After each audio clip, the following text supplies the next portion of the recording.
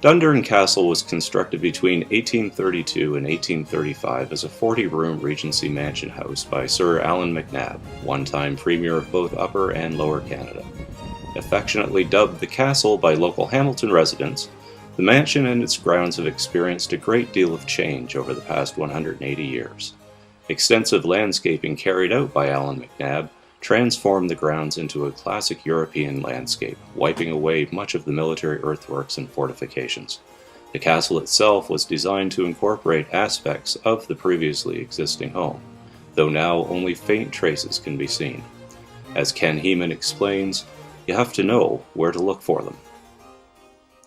The front door behind me is likely where Richard Beasley's front door was. A few years ago, when we were doing some plaster repair between these two windows over here, the plaster had to be removed, and interestingly, there's lath on these outside walls. So when the lath was removed, the lath and plaster was removed, we could peer between the lath and see another plaster wall in behind that. So that was probably Richard Beasley's interior wall. As work goes on to restore the interior of the castle to appear as it did during the 1850s, ongoing research reveals many new and exciting aspects of Dundurn's colorful past. For instance, an original sideboard has recently been found that will soon be installed in the dining room. Meanwhile, upstairs, Ken is working on a slightly more involved project. The plan that was done at the site of the building, particularly the floor plan, we call it the Plan of Uncertain Date. And we suspect it's probably from the 1890s, late 1890s, when the house was for sale. It may have been done for real estate purposes, to promote the sale of the house.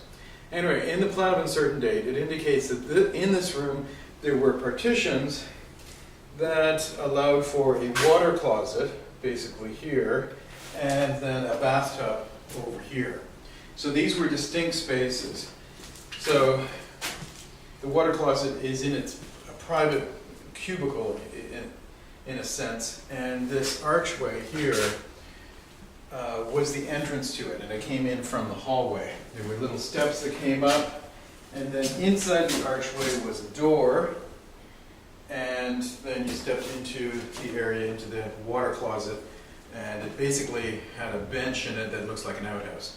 You lifted the lid on that, and inside that was a flushing water closet, a ceramic bowl, and with a flushing mechanism that brought water from a tank in the attic, and then of course everything goes down a sewage pipe, and where it goes through the house we're not entirely sure, but ultimately it has to go over the embankment somehow and head for the lake. It's not connected to any septic system that we would have today. Basically, you want to get it as far away from the house as you need to, so that you don't have to deal with the odor of it. But they're not really trying to deal with the pollution of it as we would be concerned today. And of course, then there was a bathtub as well, and it was in the main part of this larger room. And we're looking at reconstructing all of this. And there would have been a source of water, cold water, and then some way of heating the water as well. And we've got over on this wall an opening where there was at one time a fireplace, and that fireplace was then closed in, and a bathtub was put in front of it. And sticking up through the hearth of the fireplace, you see a lead pipe that comes up there. We believe that that is a vent from the silver vault in the dining room below. So we know that the silver vault was installed in the late 1840s, so that seems to be contemporary with the installation of the bathtub in this room. So our plan at the moment is that this is going to be Aunt Sophia's dressing room, which includes her bathtub, and then sort of outside of her room, so slightly around the corner, is where the water closet would be, which any of the family members who were sleeping on the second floor might have used. Not all the restoration work going on at Dundurn Castle is related to the building's past at all, or is even historical in nature. Building and grounds maintenance plays an important role in the preservation of the castle and often offers up the opportunity of new discoveries and information about the site and its past tenants. Recent construction work fulfilled just that promise with a major find that no one expected. So basically what we've been experiencing over the past few years is a problem with the drainage of the parking lot. And when the parking lot was built in the 1990s, mid-1990s, they weren't able to put any storm sewers in it. They didn't at the time. There was no obvious place to direct the water to. And I guess they had their fingers crossed that it wouldn't cause any problem. We found about 3 years ago a major section of the embankment that would have been ancient shoreline at one time. We found that the embankment had major crevices in it, major erosion was taking place. And this ultimately threatened the embankment itself and the archaeological resources that would be presumably hidden in there.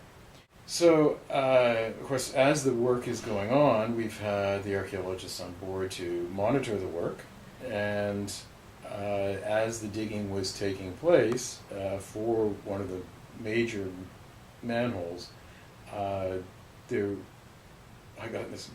somebody came to my door, one of the archaeologists came to my door and said, "Ken, we found what appears to be a brick drain or something, or a stone drain.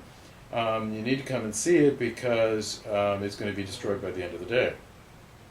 Well, that's not really the way we like to do things here, and I don't think archaeologists like to do that either, although it was pointed out that it's been recorded and surveyed, and archaeology is a destructive process, but we needed to look into really what we were seeing. What the archaeologists found was, in fact, a virtually complete sewage drain with a huge stone head wall almost 3 meters high and over 3 meters in width. The drain itself was built of a double layer of handmade red bricks with an entranceway measuring 70 centimeters wide by 100 centimeters high. The top of the drain was uncovered by machine and then carefully exposed by the archaeological crew to inspect its outside condition. Determining that the drain was still in very good shape, it was then decided that an internal inspection of the drain was necessary, and a large camera-equipped rover was sent in. It didn't take long before yet more mysteries were uncovered. The first thing found was a child's ball, sitting exactly where it was likely lost many years ago.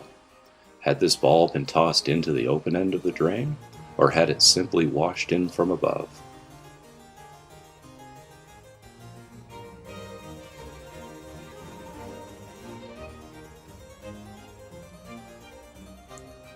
As the rover progressed further down the drain, it began to encounter more and more sand and debris, indicating the possibility of an outside leakage likely caused by serious damage. Unfortunately, these fears were borne out when a very large crack was discovered approximately 50 meters in.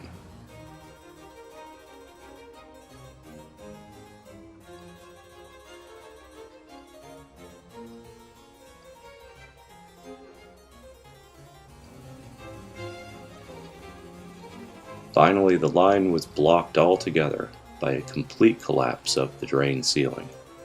But not before one last tantalizing mystery revealed itself in the form of a shoe buried in the fill.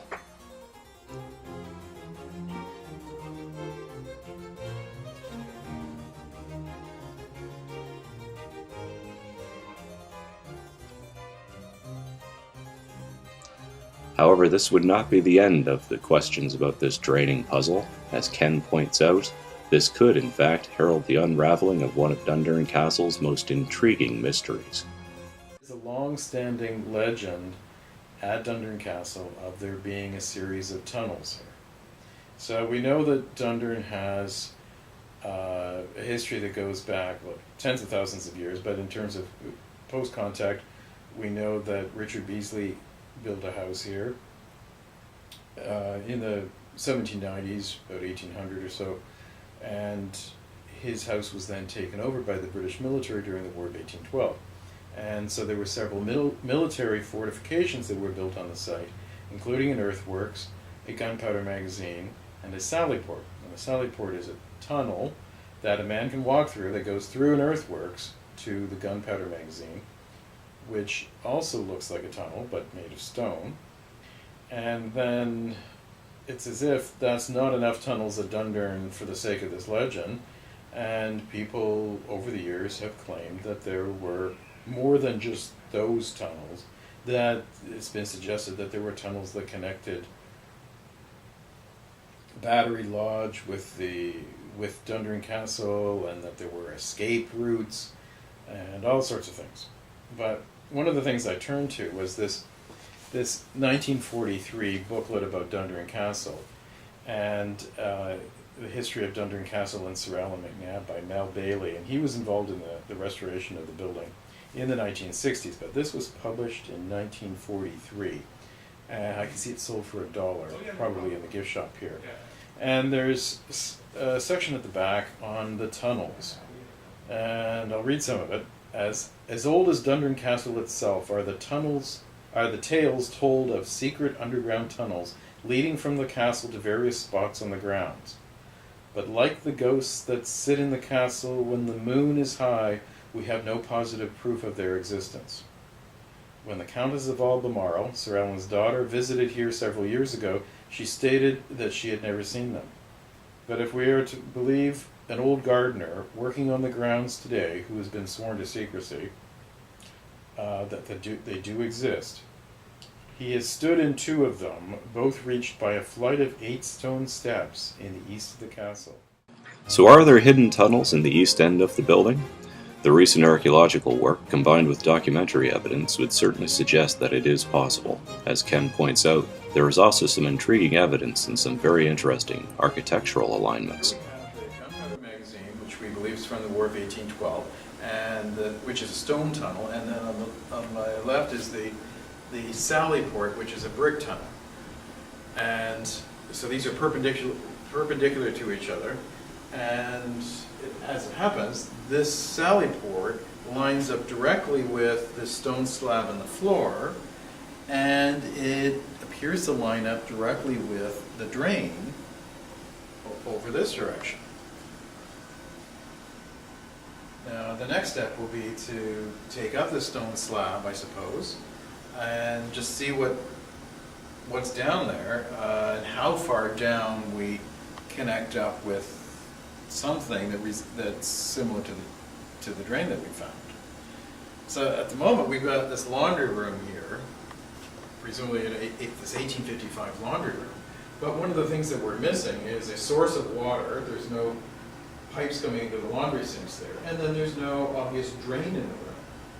So from an interpretive point of view, we're missing 2 major features: the source of water and the way to get rid of the water. Does the stone slab in the laundry room floor hide evidence of a secret entrance? Or is it simply an old well or access to the newly found drain? Once again, Dundurn's archaeology has raised more questions than provided answers. While the drain enigma represents a great historic resource for the castle and a great attraction for its visitors, its mystery, just like many of the castle's unanswered questions, will have to remain unsolved for the time being. Overseen by the archaeologists, the drain was reburied in a manner that will make it easy to find for future work. A strong layer of cloth was first placed over the exposed drain opening. This was followed by a layer of distinctly colored sand to act as an indicator that the archaeology is near. Finally, a layer of original soil cover was placed on top to provide stability and further protection. As Ken explains, it was felt that exploration had gone far enough and that the best thing to do was to cover it all up. We may well have designed things differently in terms of this whole drainage project. And as it happens, the drainage, all the pipes and things had to be rerouted so that they wouldn't impact the structure itself. So it's still there, it's intact, it's underground, but we might have done things quite differently if we'd known about this ahead of time. So if only we could have done all this archaeological work ahead of time. But this was done with a good part of this was done with big diggers and bulldozers, and it was only once the structure began to emerge that we realized we had something of significance there. So I'm thinking back, what could we have done differently in that whole process? And I really don't know how we could have done it differently. We were prepared to deal with whatever came along, And we were able to reroute the pipes. Fortunately, we didn't have to destroy it. But what it compromised was the potential for exhibiting it in the future. At first we thought it was only about a foot high. We eventually realized that it was 42 inches high. And so there was some discussion about creating a swale around the entrance to it. And I was somewhat in favor of that, but I was concerned about the possibility of animals and the elements getting inside it and ultimately doing damage inside it. Even the air coming inside it was beginning to dry it out, and at least at the entrance was beginning to cause some cracking and potential deterioration. So, we did a lot of humming and hawing and about whether to leave it exposed or not, and I wanted some kind of landmark that I could use as sort of a reference point to say that it was a few feet. It is a few feet away from that manhole there, and ultimately that's what we have. And I think that the heritage resource is well protected there now. We have good records of it, including the video of it. So it means that someday in the future, if somebody else wants to handle it differently, they can. There wouldn't really have been too much that we could have safely shown to the public, because there was no way of getting the public down there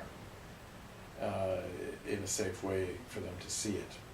And then, of course, I will always wonder, did I take enough pictures? Or what if we want to do a display about this one day? We might want some, poster-sized images of the actual entrance to it. And I think that's all a possibility down the road. But I don't imagine that we'll have to open it up again. But if in the future, if there is a reason to dig in that area, first of all, it's plotted, or it's surveyed and it's plotted on the as-built drawings of the drainage system. So somebody working on the drainage system in the future would be aware of it, if they're presumably looking at the as-built drawings. They would anticipate it being there, and if they were digging that area, they would first encounter colored sand, and there's about 6 inches to a foot of that on top of the feature, and then a landscape cloth on top, underneath that. I'm sort of heading in the direction of heading down to it through the layers again, but basically, to think of it in the reverse order, in order to cover it up, it was draped with landscape fabric, then covered with colored sand, and then the fill was put on top of that. And we were very careful about how that was compacted, and the archaeologists were very, very pleased with the way it was covered up. But there's basically this historic airspace underground there with a child's ball inside. From a child's toy to hidden walls and mysterious drains, Dundurn Castle, like many historic buildings, doesn't give up its secrets easily. And for many of us, that's just the way we like them.